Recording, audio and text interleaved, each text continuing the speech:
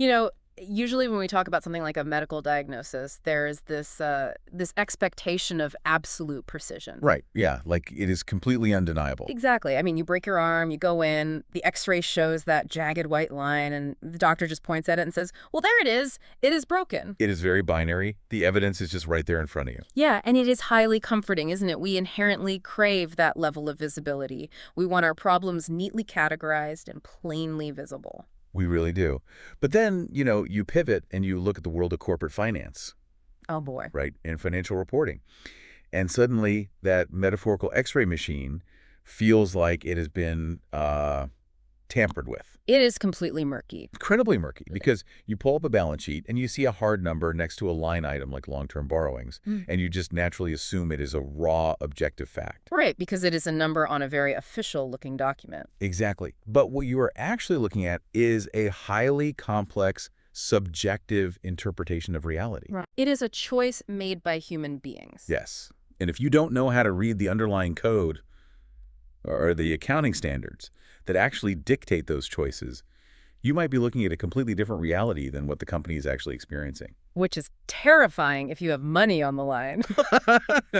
And so, welcome everyone to a brand new deep dive on the JAP Advisors Ind AS Clinic podcast. I am absolutely thrilled you're joining us today. It is a really vital conversation to have. We are going to be untangling some very thorny concepts today. We really are. And, whether you are a CA student currently just drowning in textbooks, or maybe a seasoned auditor staring down those brutal filing deadlines, or just an everyday investor trying to figure out where to safely put your capital, you are here for one reason. You want to decode the financial language that actually runs the corporate world. Which is the most important language to know. It really is. And let me make this very clear up front, understanding that language is not just some academic exercise for accountants. No, not at all. Why should any person, any everyday individual who is investing their hard-earned money in the shares of a listed company need to understand the highly technical nuances of accounting standards? Because, frankly, it is the foundation of absolutely everything they rely on. Exactly, because accounting standards are the underlying architectural blueprint of a company's reported financial health. They dictate the structural integrity of the numbers. Right. And if you misunderstand that blueprint, Or worse, right, Right. if the company misapplies it and you don't possess the tools to catch it, you are risking your hard-earned money on an absolute mirage. you really are.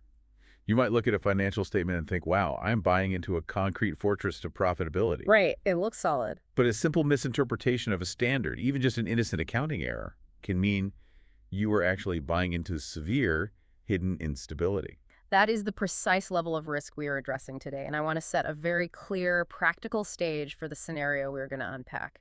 Let's build our sandbox here. Let's do it. It is important to have ground rules. So, for the purpose of our entire analysis today, let's just assume the functional currency and the presentation currency we are talking about is the Indian rupee. Okay, Indian rupee. Got it. So, any other currency we might hypothetically bring up is treated strictly as a foreign currency. Makes perfect sense. Furthermore, let's assume our reporting period is the standard Indian financial year. So it begins on the 1st of April and ends on the 31st of March.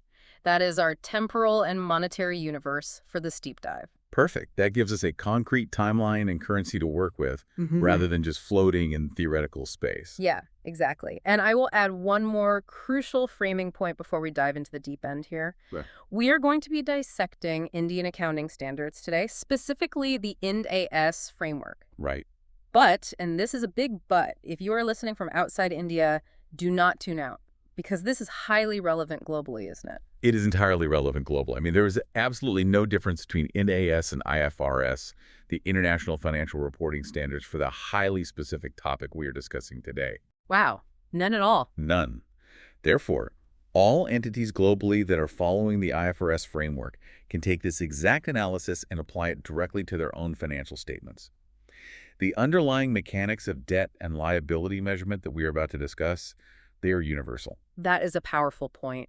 We are really looking at the global language of capital here. Now, just a quick note before we reveal the core mystery we're investigating today. The standard disclaimer. Yes, the mandatory legal buffer. The views expressed in this deep dive are the personal analytical views of the author of our source material, and they are not legally binding on the audience. Right. We are exploring complex educational insights here. Exactly. So everyone listening is strongly requested to seek the help of a qualified expert before taking any action or refraining from any action based on the views we discussed today. Every corporate situation has its own highly specific context. A vital disclaimer. Context always dictates the final application. Always. So let's talk about where today's incredible, almost detective-like insight comes from. The observation we are going to dissect was featured in the 207th edition of the Gap Advisors Task Weekly newsletter. Which is a fantastic resource, by the way. It really is. It is authored by C.A. Manish C. Iyer, director at Gap Advisors, and it is published regularly on LinkedIn. Over 230 editions have been published to date. And if you are a professional operating in this space and you are on LinkedIn, you should absolutely subscribe to that newsletter for free. Highly recommend it. It is just a constant feed of real-world application issues. What makes this specific edition so fascinating, though, isn't just the accounting theory. It is the origin of the discovery itself. Right, because this wasn't just some hypothetical classroom problem. Exactly. This observation was pulled directly from the published Ind AS financial statements of an actual publicly listed company. A real company that people are investing in right now. Yes. Gap Advisors downloaded these public documents and independently reviewed them on a suo moto basis. They just, looked under the hood of publicly available data to see if the engine was actually built according to the regulatory schematics. And that leads us to the driving question of this entire session. If a company's public financial statements are supposed to be the ultimate audited source of truth for the capital markets. Which they are supposed to be. Right. What happens when we look into the dense footnotes, specifically Note 17, debt securities, and find that the fundamental math simply doesn't align with the rulebook? It is a massive problem. It is. How does a publicly traded entity break the mathematical loop of debt, and what are the cascading consequences for the people who trust those numbers? Let's start by looking at the genesis of corporate debt. Let's look at Ind AS 109, specifically paragraph 5.1 and point 1. Okay, this paragraph is the absolute bedrock of how a financial liability is born onto a balance sheet. The moment of inception. Exactly. So, to translate the regulatory language into plain mechanics, at initial recognition, which is the very first moment a company records a liability, it must measure that financial liability at its fair value. Okay, fair value. And unless that liability is being measured at fair value through profit or loss, the company is mandated to either add or deduct the transaction costs that are directly attributable to the issue of that liability. For debt, you deduct them. Okay, I have to stop you there because, well, words like fair value and transaction costs sound deceptively simple, but I know in corporate finance, they are loaded terms. They carry a lot of weight, yes. When we say initial recognition, we are talking about day one, right? The ink is literally drying on a massive syndicated loan agreement. Yes, day one. And the standard says we start at fair value minus transaction costs. Let's focus on those transaction costs. What exactly constitutes a directly attributable cost for a major corporation raising debt? Because they have a lot of general expenses running all the time. You have to look for the causal link. We are talking about the unavoidable tolls on the road to raising capital. Unavoidable tolls, I like that. If a corporation wants to issue, say, 500 million rupees in bonds, they can't just print paper and hand it to investors on the street. Right. They have to hire investment bankers for underwriting and syndication. They pay immense legal fees to specialized corporate firms to draft the prospectuses and the covenant agreement. Oh, yeah. The legal fees alone are staggering. There are regulatory filing fees, stamp duties, processing fees charged by the consortium of banks. These are massive, massive cash outflows. So how do you separate those from just regular business expenses? The defining characteristic is this. If the company had ultimately decided not to issue the debt, would they still have incurred these specific costs? Oh, I see. If the answer is no, then those costs are inextricably linked. They are directly attributable to the financial liability itself. I want to make sure I am grasping the real-world weight of this because I feel like the instinct for a layperson or even a junior accountant is just to expense those fees immediately. Let's use an analogy. Sure, analogies help ground it. Let's say I am going to the bank to take out a mortgage for a property. The property costs 10 million rupees.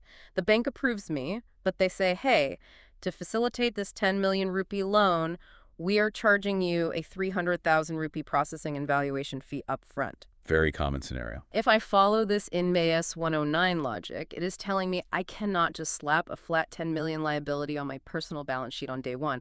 I have to bake that 300,000 rupee friction into the starting line of my debt. I have to deduct it.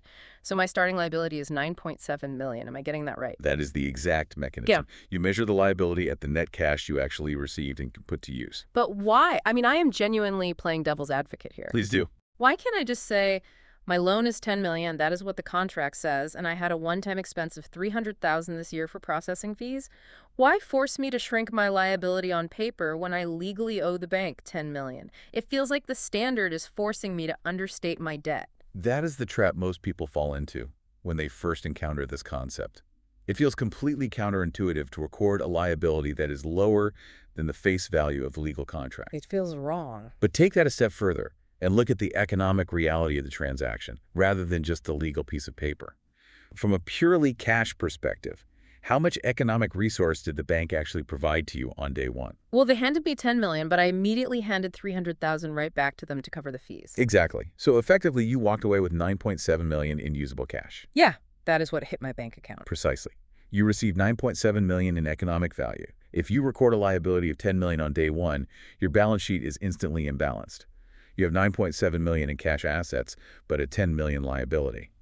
Where did the 300,000 go? I would just throw it in the P&L as an expense. But if you just throw it into your profit and loss statement as an immediate expense, you are severely distorting the purpose of that cost. You didn't pay 300,000 for a service that was consumed entirely on day one. I didn't. No. You paid 300,000 for the privilege of holding the bank's money for the next, say, 20 years. Okay. I see. It is about the timeline of the benefit. Yes. Think of those transaction costs as friction in a mechanical gear system.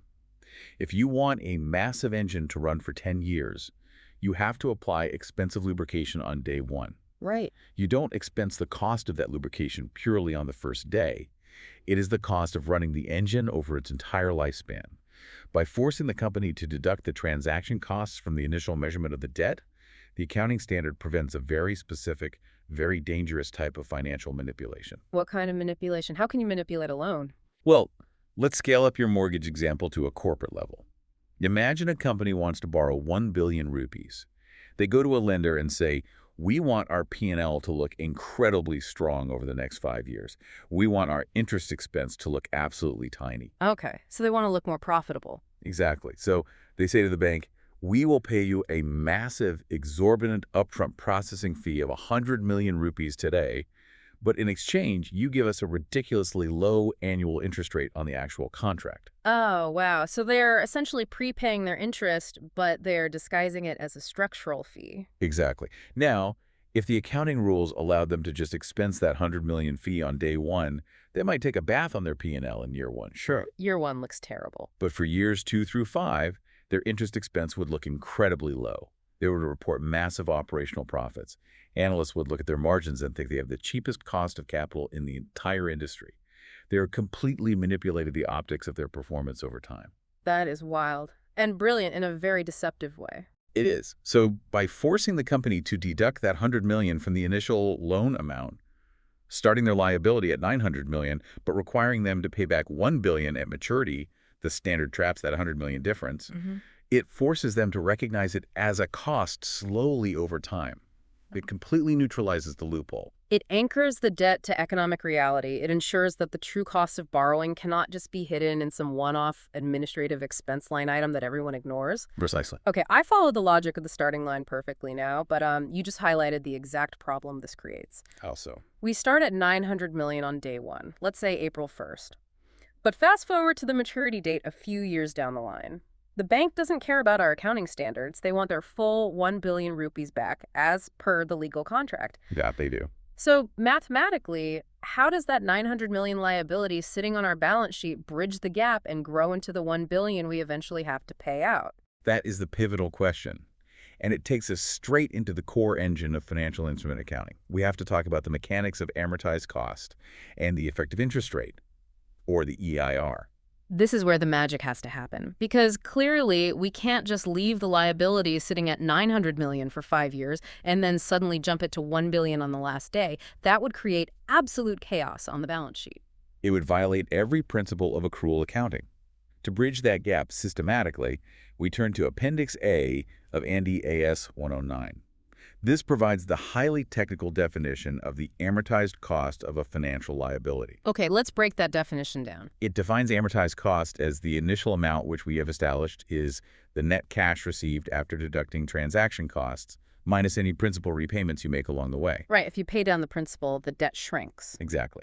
Plus or minus the cumulative amortization using the effective interest method of any difference between that initial amount and the maturity amount. Okay, the effective interest method. That is a phrase that terrifies a lot of people outside of finance departments. It can be daunting. Let's break that down into plain English. When I look at a corporate bond, I see a contract. It has a big, bold number on it, say an 8% annual coupon. That is the contract rate. It dictates the actual physical cash leaving the company's bank account. Correct.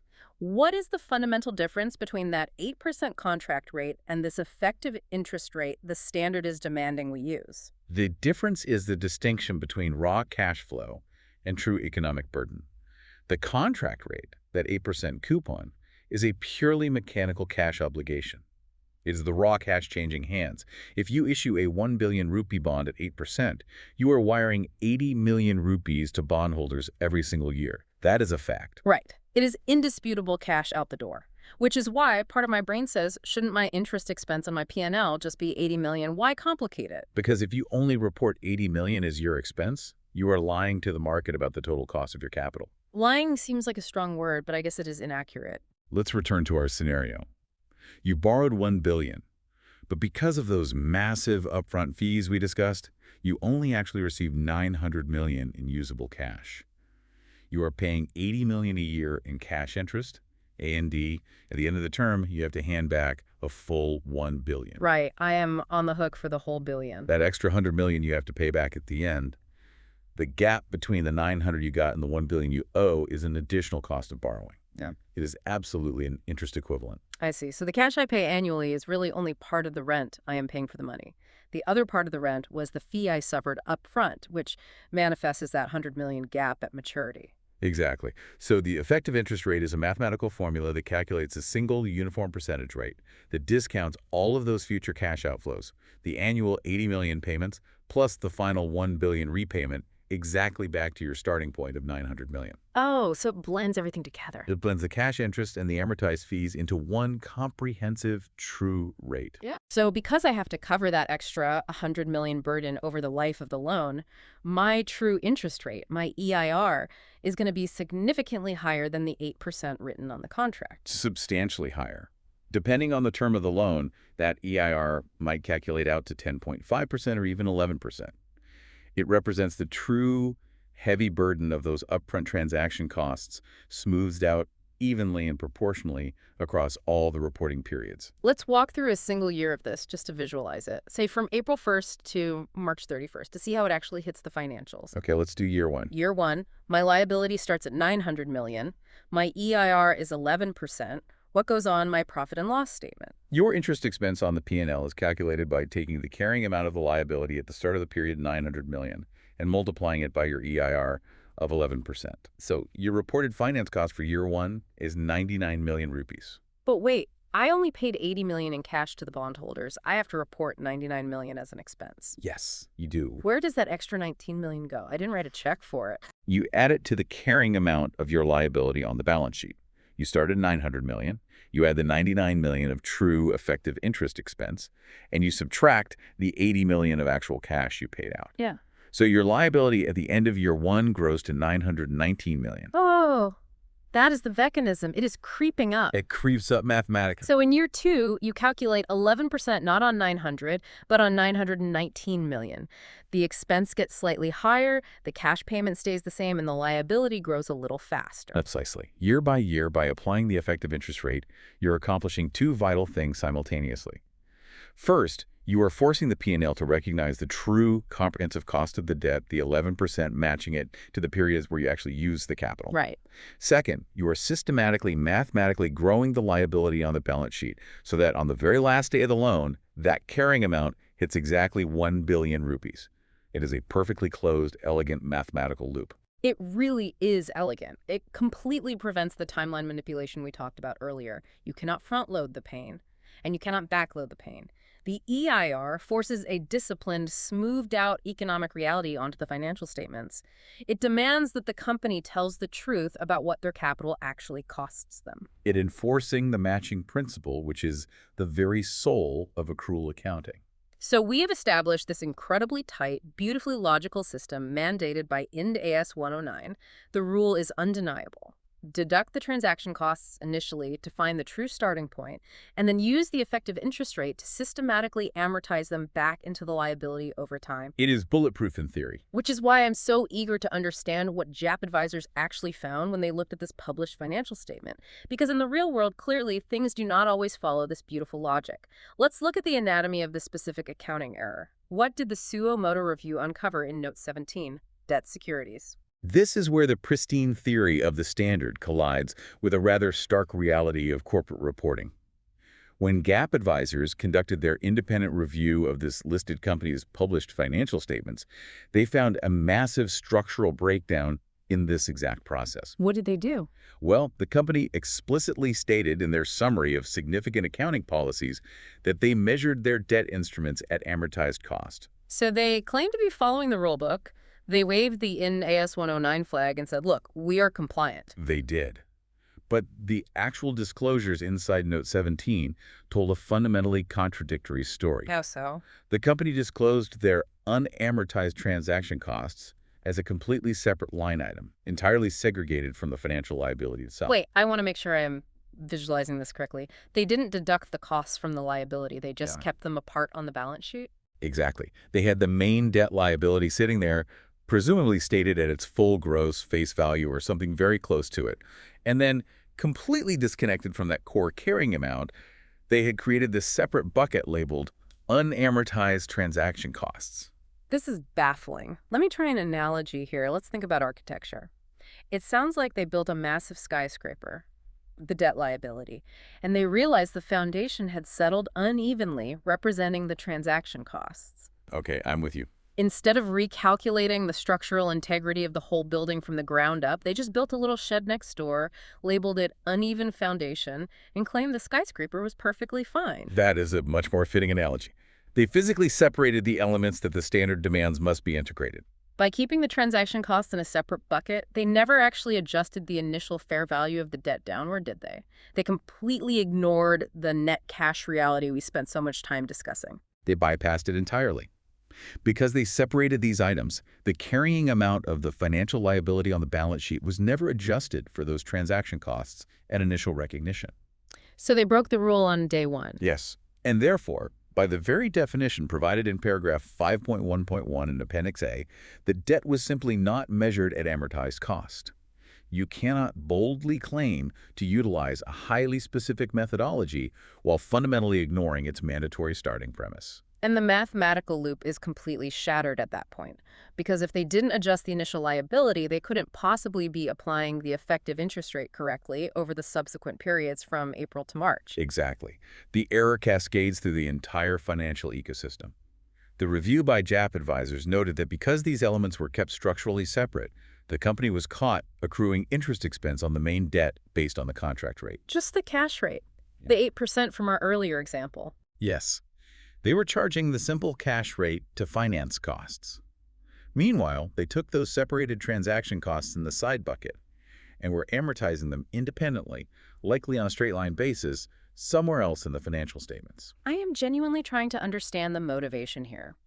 Why would a listed company with internal finance controllers and external auditors do this? Is it just sheer incompetence, or is there a strategic advantage to breaking the rules this way? Because straight-lining transaction costs while using the contract rate for interest feels like a lot of deliberate effort to get it wrong. You always have to look at the optics and the incentives. Think about what this specific error achieves for the company's financial profile. Let's look at the profit and loss statement first. Okay, let's look at the P&L. By charging only the contract rate to the primary finance costs line item, they make their core cost of borrowing look artificially low. If an analyst or an investor is glancing at the P&L, they see an 8% interest expense and think, wow, this management team secured incredibly cheap capital. They completely miss the true 11% economic burden. Exactly. The amortization of those massive upfront fees might be buried in a generic other expenses line item, or classified in a way that separates it from the fundamental assessment of the company's leverage costs. So they are hiding the true cost of their debt. Furthermore, straightlining the transaction costs rather than using the EIR method actually changes the timing of expense recognition. The EIR method technically backloads the interest expense slightly because the liability is compounding and growing over time. Right. We saw that when it went from 900 to 919. Straightlining flattens it out incorrectly. This means their reported profit for any given quarter is technically distorted. It skews earnings per share, it skews EBIT, it artificially inflates EBITDA. Which are the exact metrics that determine executive bonuses, stock valuations, and analyst upgrades? Precisely. There is often a profound psychological and strategic motive behind these seemingly esoteric accounting choices. It is rarely just an accident. Let's talk about the balance sheet impact, because I feel like that is where the real hidden danger lies. If they didn't deduct the transaction costs, what does their balance sheet actually look like? It looks structurally inflated. Because they didn't net the costs against the liability, the carrying amount of their debt is overstated. It is sitting there at the gross amount. Meanwhile, that separate bucket of unamortized transaction costs is likely sitting somewhere on the asset side of the balance sheet, perhaps categorized as a deferred charge or other non-current asset. Wait. They turned a cost into an asset? By deferring it and separating it, yes, that is often the mechanical result. This artificially inflates both the total assets and the total liabilities of the company. Let me get this straight and stop me if I am jumping too far ahead here. Go ahead. Bank loans and bond issuances always come with strict covenants, rules the company has to follow, like maintaining a specific debt-to-equity ratio or a minimum interest coverage ratio. Very strict rules, yes. Breach them and the loan is called. Right, so if a company on the brink of breaching their bank covenants executes this exact accounting maneuver by putting these costs in different buckets, by manipulating the timing of the expense and the gross size of the assets, could they artificially manufacture healthier ratios? Could they look perfectly solvent on paper when they are actually drowning in the economic reality of their debt? You have hit the absolute nail on the head. That is the systemic danger we are talking about. A misapplied standard doesn't just change a number on a page. It alters the fundamental metrics used by lenders to assess default risk. That is terrifying. A company could theoretically avoid triggering a technical default purely through the misapplication of Ind AS 109. They maintain the illusion of compliance, while the underlying economic friction is slowly destroying the engine. That is a massive aha moment for me. It completely shifts this from a dry discussion about footnotes to a high-stakes thriller about corporate survival. To summarize the true anatomy of this error, they claimed the Ind AS 109 standard, but by physically divorcing the transaction costs from the debt liability, they created an inflated balance sheet, misrepresented their true finance costs to the market, and completely invalidated critical leverage metrics an investor might try to calculate. It is a profound structural failure in financial reporting, and it leads to a very sobering conclusion regarding compliance. Based on everything we have just meticulously laid out, the conclusion drawn from the Gap Advisor's source materials is stark. It is perceived that the company has simply not complied with the foundational requirements of Ind AS 109. It's the only logical conclusion one can reach. When the published disclosure directly and materially contradicts the clear mathematical mandate of the standard, compliance has objectively failed. Let's focus on the ripple effect of this perceived noncompliance. I want to tie this directly back to the everyday person we talked about at the top of the show. The retail investor who poured their retirement savings into this specific listed company based on these published audited financials. What is the ultimate impact on them? The impact is that they are flying completely blind in a storm.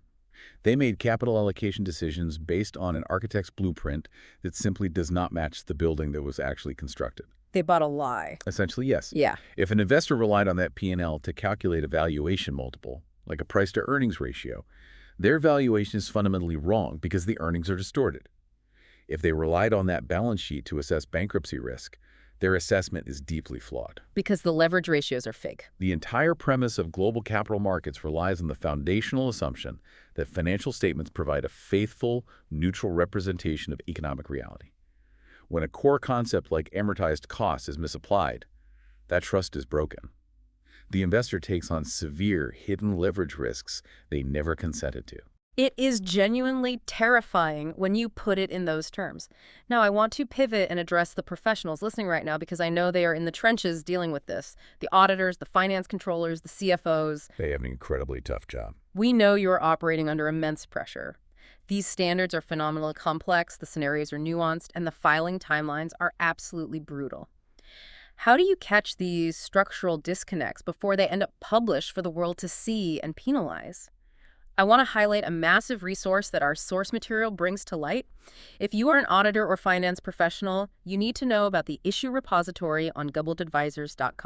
It is a critical tool for anyone operating in this space. I cannot stress that enough. This isn't just a blog with a handful of high-level articles. This repository hosts over 4,500 specific, highly detailed, real-world issues and their authoritative responses regarding the application of Ind AS and Indian GAAP. 4,500 issues represents an extraordinary wealth of institutional knowledge. It covers almost every conceivable edge case a professional might encounter. And here is the most powerful part. Any person can register for free on the site and submit their own complex, highly specific issues on Ind AS and Indian GAAP. You submit your scenario, and a detailed, thoroughly researched response is delivered directly to the inbox of the email you registered with on gonadvisors.com. That is an incredible service. Think about how extremely helpful that is, particularly for an auditor who needs ironclad, defensible documentation in their audit file, detailing exactly how they addressed a highly complex, nuanced issue like the application of Ind AS 109 transaction costs. You don't have to debate the interpretation in a vacuum with your team. You can access expert, documented consensus. That level of documentation is the lifeblood of an audit. An auditor's ultimate defense is only as strong as the evidence and rationale captured in their file. Having a detailed expert response directly addressing a specific query provides an incredible layer of security and rigor to the entire audit process. It really does. But we shouldn't just focus on the external auditors. We need to look at the corporate preparers as well. The internal finance teams who are actually drafting Note 17. Absolutely. The ones who are initially putting the numbers on the page. Exactly. My primary message to the corporate preparers listening is this. Do not let your published financials end up as the subject of a case study in a deep dive like this one. Nobody wants to be the bad example. Do not let your company become the market example of perceived noncompliance. You can proactively mitigate this risk before it ever reaches the public domain. Get your financial statements comprehensively reviewed by GAAP advisors before you sign them, before the board approves them, before you publish them to the stock exchanges. A pre-signing review. That sounds like an absolutely essential insurance policy for a CFO. It is the ultimate safeguard. And it is not a difficult process to initiate. Draft financial statements can be submitted in a near-to-publishing PDF format directly via email to info@garpadvisors.com.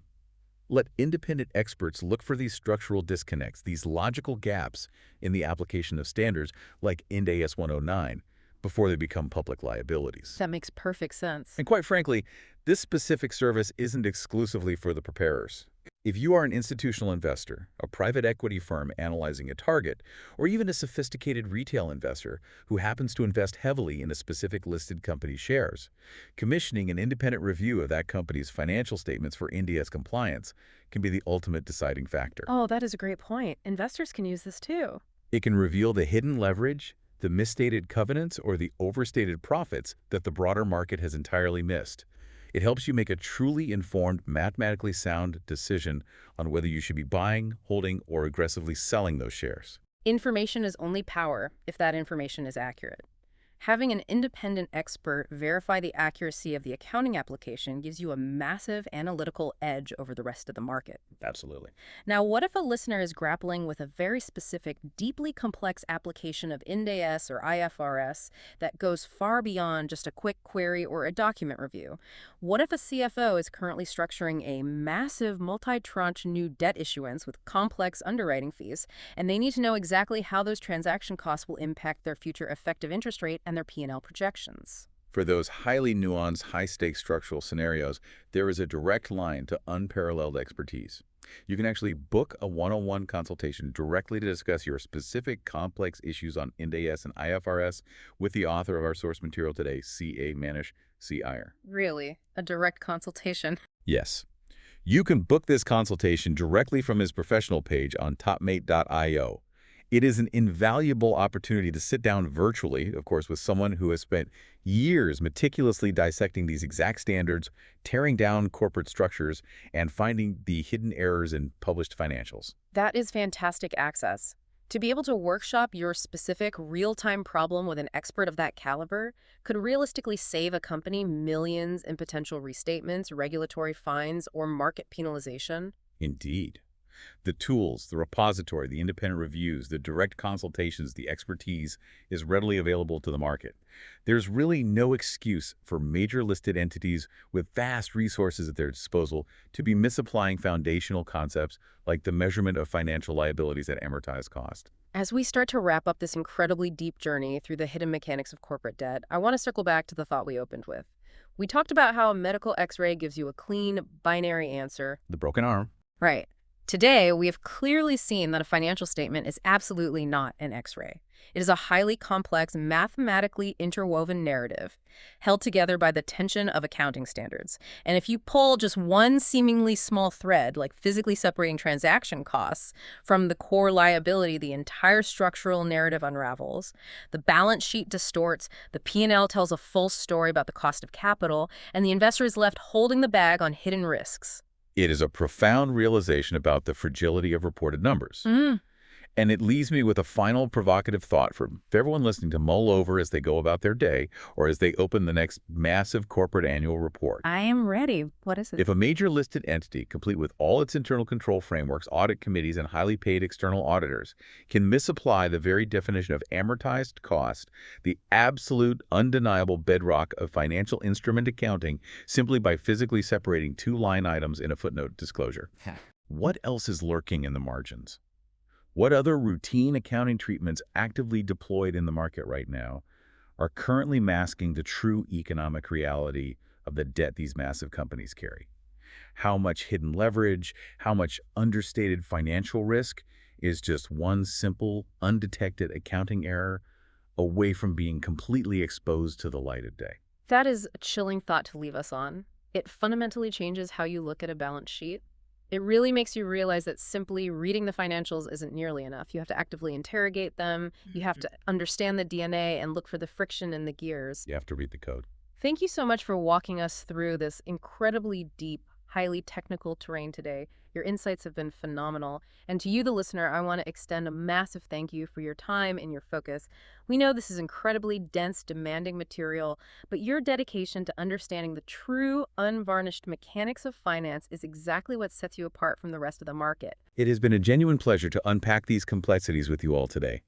The pursuit of clarity in financial reporting is a vital endeavor. Before we officially sign off, I want to formally request that you please follow or subscribe to the Gap Advisors Ind AS Clinic podcasts.